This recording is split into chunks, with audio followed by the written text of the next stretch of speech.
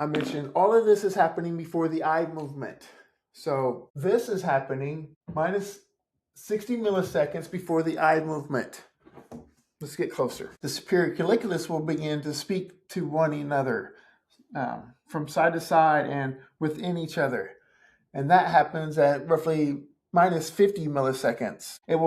The superior colliculus will reach up to the medial dorsal thalamus at about minus 45 milliseconds. Okay, this is normal rate. The medial dorsal thalamus to the frontal eye fields will happen roughly minus 25 milliseconds from eye movement. And then the frontal eye fields over to the parietal at about minus 15 seconds before eye movement. And then this is minus 15 to minus 5. Let's say minus 5. And then the eye movement happens. Now with the autistic phenotype, these are delayed and they're weak. The information isn't as strong because of that myelination in large part. Things like the leucovorin will help myelinate these. And that's in large part of what leucovorin is doing. I guess before we wrap up is the gamma waves as well. Gamma waves are useful whenever we're hitting the visual cortex because we want that fast sensation, but the autistic phenotype is higher gamma waves.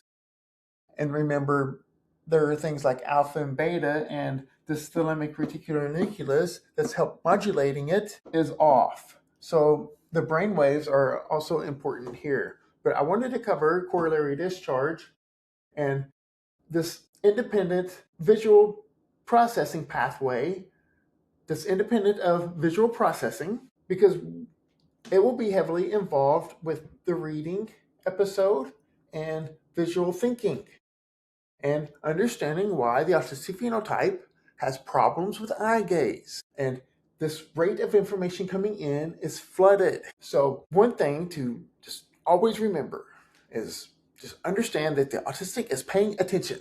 Don't be self-serving. Don't be self-satisfying and think that the autistic is not paying attention. The autistic knows exactly what is happening in the environment, more so than what you could ever know because of the rate of information coming in. Stop harming them. Stop overwhelming this autistic phenotype, especially the children, because they're running off and you're not helping. This is very, very fascinating because you don't even know you're doing this. The brain ability to survive and prepare the living organism for all of the information coming in is fantastic.